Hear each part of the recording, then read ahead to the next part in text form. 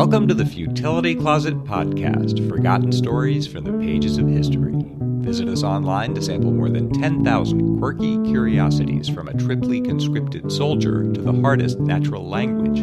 This is episode 277. I'm Greg Ross. And I'm Sharon Ross. In the winter of 1931, a dramatic manhunt unfolded in northern Canada when a reclusive trapper shot a constable and fled across the frigid landscape. In the chase that followed, the mysterious fugitive amazed his pursuers with his almost superhuman abilities. In today's show, we'll describe the hunt for the mad trapper of Rat River. We'll also visit a forgotten windbreak and puzzle over a father's age.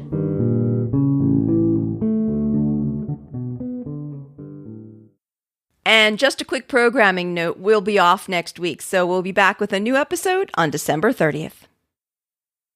In the summer of 1931, a blond man with a powerful build floated down the Peel River on a handmade log raft and landed above Fort McPherson, a small settlement in the Northwest Territories.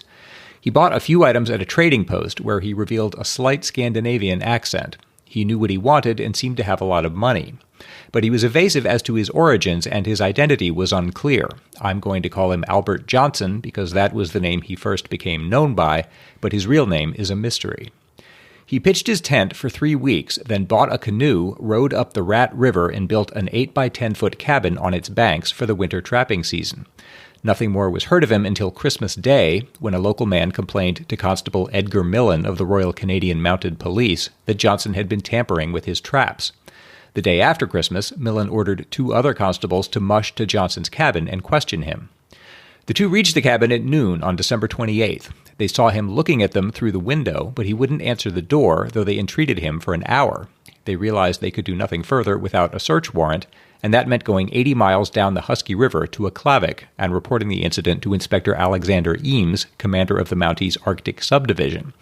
They made the trip in 2 days, and Eames issued the warrant and sent them back with 2 additional constables. They arrived at the cabin on December 31st. Constable Alfred King left the other 3 by the riverbank and approached the cabin, noting that smoke was rising from the stovepipe. He called, "Are you there, Mr. Johnson?" There was no answer. King said that he had a warrant and that he'd have to force the door if Johnson didn't open it. There was still no response, so King approached the door. When he knocked, a shot rang out. Johnson had fired through the door, hitting King in the chest and knocking him into the snow. He crawled back to the riverbank, where the others fired a series of shots to keep Johnson down while they pulled King over the bank. He was bleeding profusely, so the 3 unhit constables lashed him to a sled and started a desperate 80-mile run to save his life. The temperature was 40 below zero Fahrenheit, their dogs had already run for half a day, and a wind had sprung up, filling the trail with drifting snow and increasing the danger of frostbite. Though they constantly had to lower and hoist the wounded man across the portages of the Husky River, they reached Aklavik in a record 20 hours. At its small hospital, doctors found that the slug had passed through King's chest but had missed his vital organs. He would eventually recover. No one could understand why Johnson had shot King. The Mounties' visit had been fairly routine. Eames organized 9 men and 42 dogs to go after him, and a posse left Aklavik on January 4th, 1932. In order to avoid ambushes, they circled inland as they approached the cabin, and due to some misjudgments, this cost them more time and supplies than they'd planned. But when they reached it, shortly before noon on January 9th, Johnson was still there. The Mounties arranged themselves along the riverbank, which extended in a half circle around the cabin. Eames shouted to Johnson to come out and told him that King was still alive, meaning that he wouldn't be charged with murder. There was no response, but it quickly became clear that Johnson had no intention of surrendering. Every time the Mounties approached the cabin, he met them with such heavy gunfire that they were forced to retreat. He had a sawed-off shotgun and a .22 rifle with the stock sawed off, and he had punched loopholes in all 4 sides of the cabin. At one point, Knut Lang managed to slam the butt of his rifle against the 4-foot door, forcing it open. He said that Johnson was shooting from a pit he'd dug inside the cabin. The siege lengthened into hours and kept the men stationary along the riverbank in temperatures of 45 degrees below zero, and they were low on food. Eames knew he'd either have to fight his way into the cabin or retreat to get more supplies. But Johnson fought ferociously. The battle had started at noon and was still going at 9 p.m. Eames ordered flares lit, hoping to blind Johnson, and he also began throwing sticks of dynamite at the cabin, hoping to dislodge parts of the walls, door, or roof. That didn't work either, and now the temperature was dropping. In his heated cabin, Johnson could outweight them. By midnight, the flares had gone out. Knut Lang managed to land a stick of dynamite on top of the cabin where it blew a hole in the roof and knocked off the stovepipe. Lang burst again through the cabin door and found himself looking at Johnson, but for some reason failed to fire. Johnson recovered and started shooting again, and Lang retreated to the riverbank.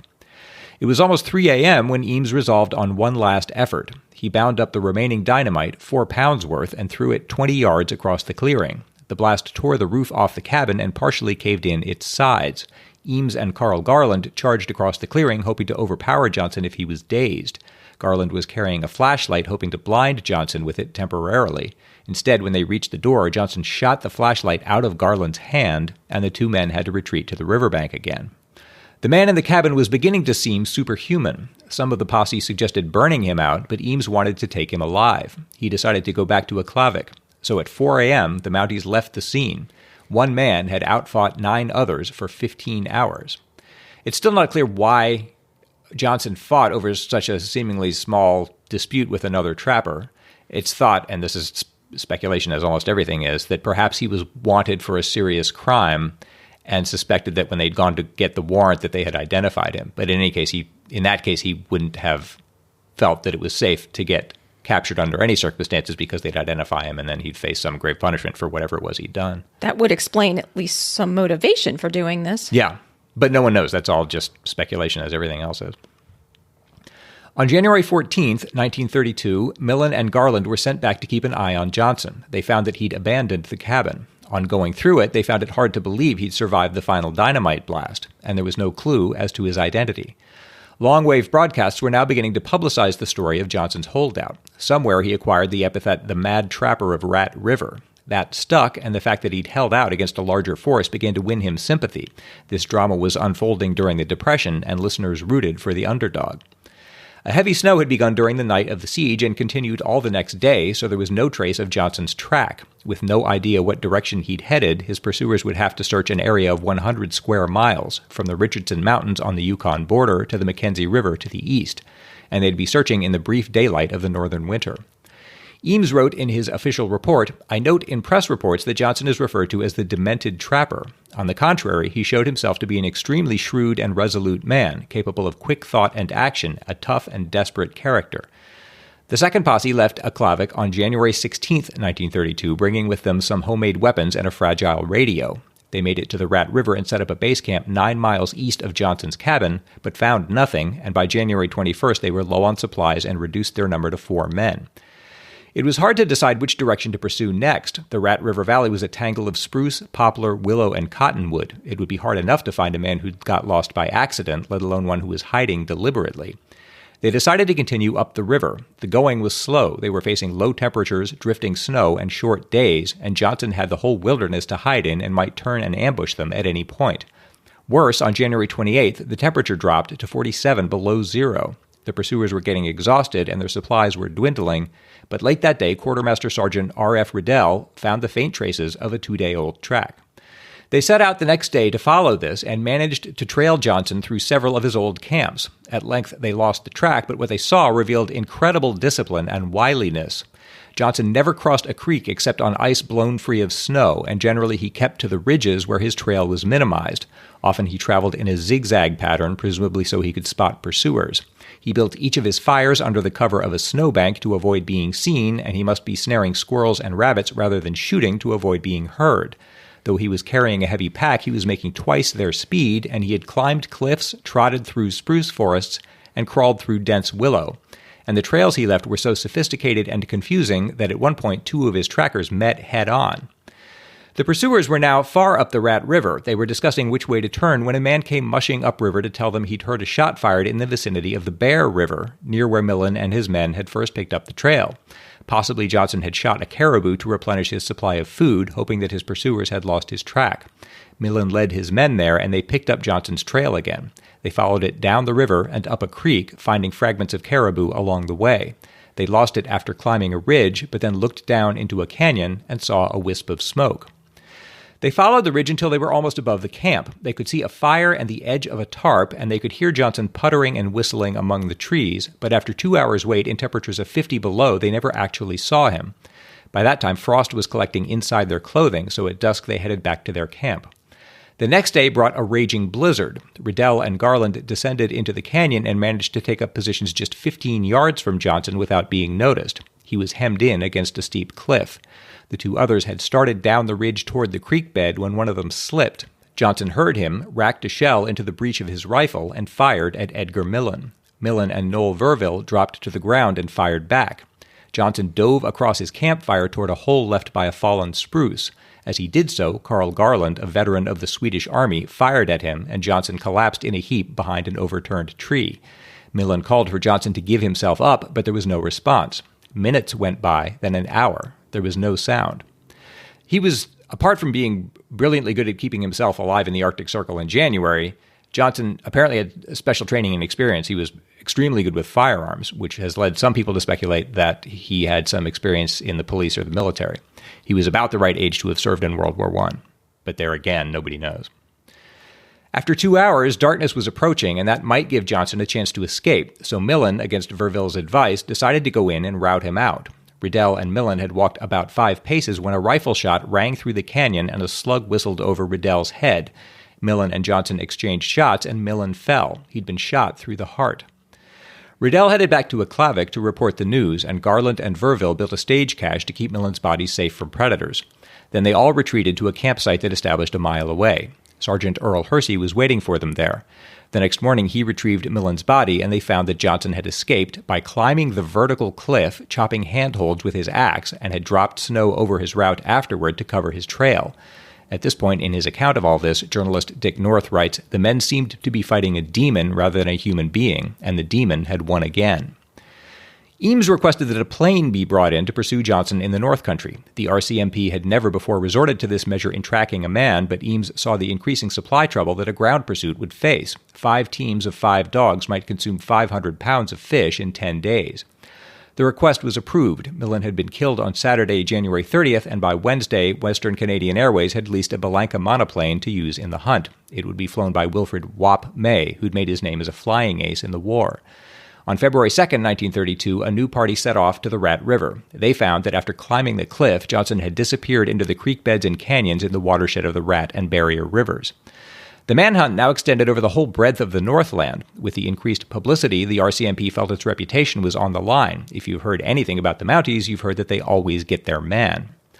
But the plane soon proved its value. Where before it had taken 3 days to get supplies to the men, now it took 24 minutes. And now Wop May could search for Johnson's track from the air, which saved time. Johnson had been craftily setting up false trails as he ascended the Barrier River, but May could spot those from the plane so the men could avoid them. In fact, if not for the plane, Johnson might have escaped entirely, because on February 9th, during a blizzard that stopped the pursuers and grounded the plane, he bolted across the Richardson Mountains. This is practically impossible. The Richardsons are an extension of the Rockies, and at that latitude, they're barren crags and precipices where wind chill factors regularly reach 100 below zero. The locals had ruled out the possibility that Johnson would try to travel straight across the mountains in winter, especially now after he'd been chased for 30 days. The pursuers had been watching the passes and seen nothing, but on February 12th, a trapper named Pete Alexey reported snowshoe tracks east of La Pierre House in the Yukon. To this day, no one knows how Johnson accomplished this. Following up Alexei's report, May spotted Johnson's tracks from the air leading from the Bell River up one of its tributaries, the Eagle, but they soon disappeared among the tracks of a herd of caribou. Evidently, he'd followed the herd to hide his movements. But the next day, May was able to pick up the trail again 20 miles further up the Eagle. On February 15th and 16th, fog grounded the plane, but a dog sled party made its way up the river, cutting spruce trees and making giant arrows in the snow to show May where they'd gone. On the 17th, the sky was clearing when the ground party broke camp. They didn't know it, but they had slept just across from Johnson on one of the river's hairpin turns. It appears that he'd assumed they were coming downriver rather than going up, and shortly before noon, the posse ran straight into him. In the lead were Sergeant Hersey and 7 Huskies. Johnson was backtracking, stepping into his old tracks and heading downriver. Startled, he put on his snowshoes and made for the bank of the river. Hersey grabbed his rifle and started to fire. Johnson ran a few steps and shot back, sending a bullet through Hersey's elbow, knee, and chest. As the other Mounties arrived, May signaled for the party to divide, and they moved up both sides of the river, flanking him. Johnson had run 40 yards and thrown himself into the snow, where he removed his pack and used it as a bulwark. With both halves of the pursuing party firing at Johnson, Eames joined May in the center and shouted twice to Johnson to surrender. Practically surrounded now, he had no hope of escape, but he made no response. One shot hit some ammunition in his pocket, and the explosion took some flesh out of his thigh. He was hit also in the shoulder and the side, but he kept firing. Eames called a third time for him to surrender, but he only kept shooting. So they poured fire in on him. 7 bullets hit him before he was killed by a slug through the spinal column. In the plane above, Wap May and Jack Bowen were able to photograph the final firefight. It was so cold that they could hear the rifle shots from the plane. When Johnson was dead, May landed on the river and walked over to the body. As he stooped over it, he said, "I got the worst shock I've ever had," for Johnson's lips were curled back from his teeth in the most terrible sneer I've ever seen on a man's face. It was the most awful grimace of hate I'd ever seen, the hard-boiled, bitter hate of a man who knows he's trapped at last and has determined to take as many enemies as he can with him down the trail he knows he's going to hit. Hersey was flown to Aklavik and survived. The doctor there also photographed Johnson's body and did a complete physical exam. He estimated that Johnson had been between 35 and 40 years old. His possessions included $2,410 in cash, including 2 American $5 bills, but there were no papers or identification on his body. Johnson had said not one word during the entire drama, from the Mountie's first appearance at his cabin on December 28th to his death on the Eagle River 48 days and 300 kilometers later. The RCMP circulated the description and the photo, but no clue emerged as to Albert Johnson's roots. And officially, that's where it stands today. The man's identity has never been discovered. The Yukon journalist Dick North, who spent 40 years studying this case, came to believe in the 1980s that he was Johnny Johnson, a horse thief and bank robber who'd served prison terms in North Dakota and Montana before disappearing in 1922. Johnny closely matched Albert in age, height, and hair and eye color. North got Johnny's fingerprints and asked to exhume Albert's body from its grave in Aklavik, hoping that the permafrost might have preserved Albert's fingerprints so that a match could be found. He was denied permission, but in 2007, 2 Alberta filmmakers got it, and they exhumed the trapper's body. DNA and isotope testing showed that Johnny Johnson was not a match, and neither were DNA samples provided by 12 families who, it was thought, might have been related. Isotopes in the trapper's teeth showed that he'd grown up in the American Midwest or in Scandinavia, and intriguingly, he'd had expensive, sophisticated dental work done. David Sweet, a forensic odontologist at the University of British Columbia, said Johnson had, quote, tooth-colored and gold fillings and a gold bridge. He said access to this kind of bridge work would have been non-existent in the far north and available only to people with means. That's one of the only specific clues as to his identity even today. His DNA samples are stored permanently at the Bureau of Legal Dentistry at the University of British Columbia in Vancouver, so if any new evidence comes forward, it can be tested there. But this story is now nearly 90 years old, and increasingly it looks as though this evasive man may get to keep his anonymity forever.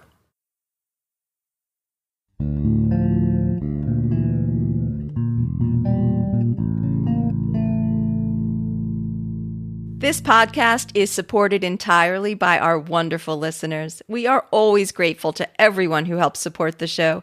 And this week, we're sending out a special Futility Closet thank you to Andrew Watson, our newest super patron. If you value this show and want to help support it so that we can keep on making it, please check out our Patreon page at patreon.com/futilitycloset. And thanks so much to all of our incredible supporters. We appreciate every donation and pledge that we get.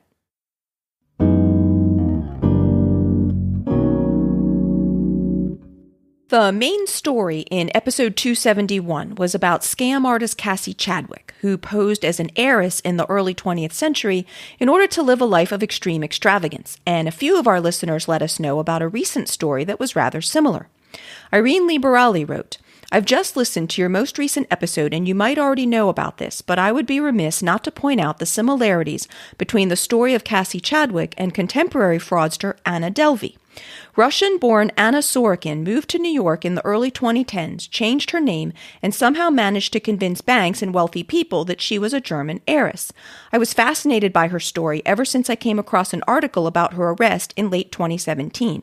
It seems that she faced more difficulties in securing credit than Ms. Chadwick did over 100 years ago, and that some financial institutions were suspicious from the start, but Anna still managed to live it up for several years before being eventually caught. What I found interesting about her case is that in her post-arrest interviews, Anna Delvey seemed genuinely confident that she would be able to pay back the money she owed. We don't have that kind of insight about Cassie Chadwick, so we can only speculate at what she was thinking. You said in the podcast that we don't know why Cassie did it since she must have known she'd be caught, but I think we should also consider the possibility that she believed she wouldn't. Or maybe she had a compulsion so strong that the chance of being caught didn't factor into her thought process. Either way, it's an interesting story and a fascinating reminder that across time, human nature remains the same. Thank you, as always, for a very interesting podcast. It's the highlight of my Monday, or Thursday in this case. Anna Sorokin, usually known as Anna Sorokin, was born into a Russian working-class family that moved to Germany in 2007, when Sorokin was 16. After graduating high school in 2011, she moved several times, and in 2013 moved to New York City, where she presented herself as Anna Delvey, a wealthy German heiress. She stayed in luxury hotels, wore designer clothes, and freely handed out $100 tips. Sorokin maneuvered friends into paying for her lavish lifestyle, claimed difficulties in getting her funds transferred from overseas, deposited bad checks and withdrew cash based on them, promised wire transfers that never materialized, or simply skipped out on her bills. She invited a friend on an all-expenses-paid trip to Morocco and then stuck her with the $62,000 tab, used fake bank statements to attempt to secure a $22 million loan with which she was purportedly going to open a private arts club, and persuaded a bank employee to give her a $100,000 loan to cover her due diligence costs. Sorokin was arrested in 2017, and in 2019 she was convicted of multiple counts of theft of services, larceny, and attempted larceny for defrauding hotels, restaurants, a private jet operator, her acquaintances, and banks. Sorokin was sentenced to 4 to 12 years in prison and ordered to pay restitution of almost $200,000. According to The Guardian, at Sorokin's sentencing, the judge in the case said she was stunned by the depth of the defendant's deception, her labyrinthine lies that kept her con afloat. But in 2 interviews with the New York Times, Sorokin maintained that she hadn't done anything wrong, as she had always intended to pay everyone back. She claimed that a lot of what happened had just been misunderstandings, and while she said that she did regret the way that she had done certain things, overall she said, "I'm not sorry. I'd be lying to you and to everyone else and to myself if I said I was sorry for anything." When asked if she would do the same things again if given the chance, the New York Times reported that Sorokin shrugged and, laughing, said, "Yes, probably so."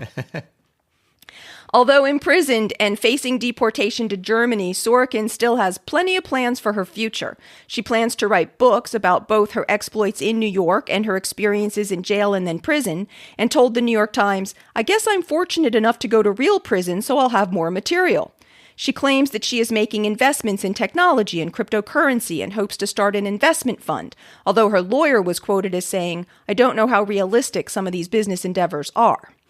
At least one book has been published so far about Sorokin's exploits, written by Rachel Williams, a former photo editor for Vanity Fair, who was manipulated into paying for the $62,000 Morocco trip. And projects about Sorokin are in the works for both Netflix and HBO. Williams had testified against Sorokin at the trial, and during her testimony, she had burst into tears and called the theft the worst experience of her life.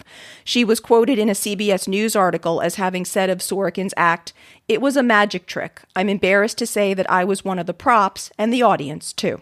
It amazes me that some people can live so recklessly. That's all so floridly illegal. It just seems like you're just asking to go to prison. But then I think sometimes maybe people behave that way because they know someone else got away with it. That would make more sense, you know? It doesn't. Otherwise, it seems like you'd be sort of crazy just to try that and hope that it works. Or you talk yourself into it. I mean, Sorokin somehow at least presents that she didn't think she was doing anything illegal because she was convinced she was going to pay all these people back eventually, somehow. I don't know how. Maybe that actually works sometimes. It's hard to see how. In episode 265, Greg told us about an 18th century hedge that ran for more than 1,000 miles across India. And then in episode 271, I discussed a wall of trees that the Indian government is considering to help restore degraded land. We received follow-ups on this topic from 2 of our listeners. Richard Clark wrote, I want to let you know I am part of a 3-generation family that listens to and loves the Futility Closet. I listen, my children listen, and now my grandchildren listen. Thank you. You recently mentioned a story about India where the government is wanting to build offensive trees across the country to help restore the land. A very similar plan was actually enacted here in the U.S. The Dust Bowl wreaked havoc across this country, and as part of the solution, offensive trees was proposed. The plan changed into many groups of forests that were planted, and those forests stretched from North Dakota to the Texas Panhandle. Again, thank you for the great work. And Brian Arnold wrote, I've enjoyed the discussion of the Trans-India hedge and the follow-on stories. I'd like to add one of my own. A few years back, I read an excellent book on the American Dust Bowl called The Worst Hard Time.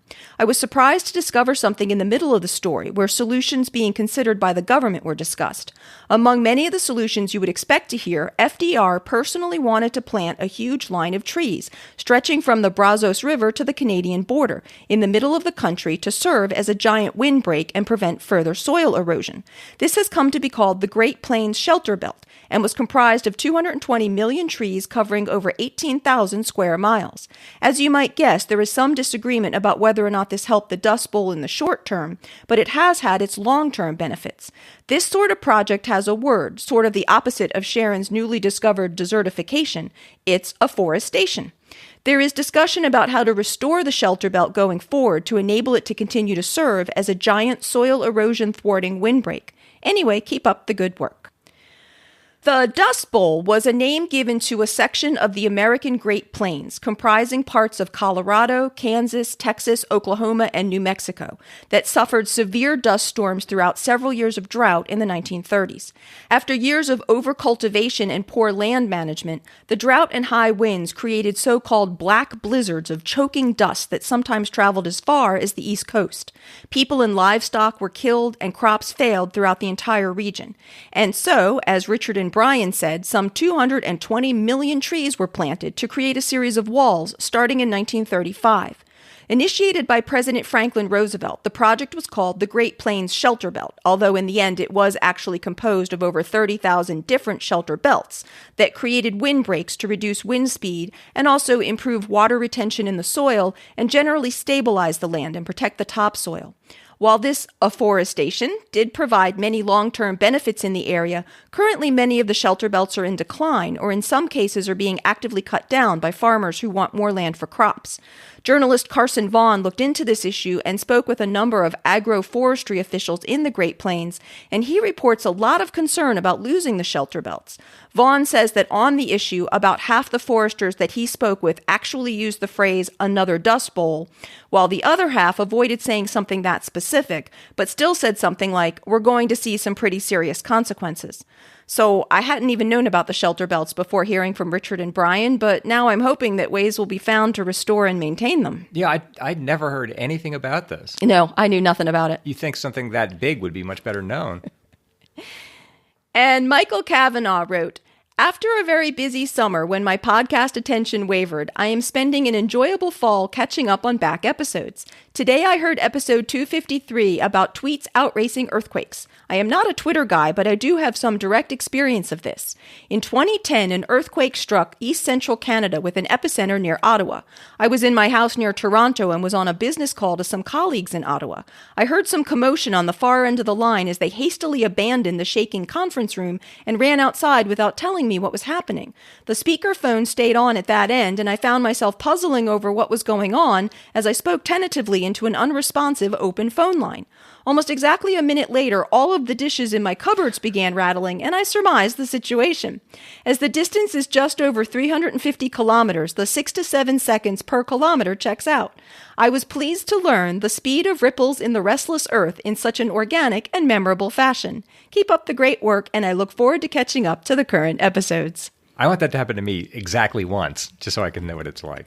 What, to hear somebody else having an earthquake on the phone on with the phone and then feel it later. And then you can time it and see how fast it traveled. Thanks so much to everyone who writes to us. We really appreciate hearing from our listeners. If you have any follow-ups, feedback, questions, or comments, please send them to podcast@futilitycloset.com.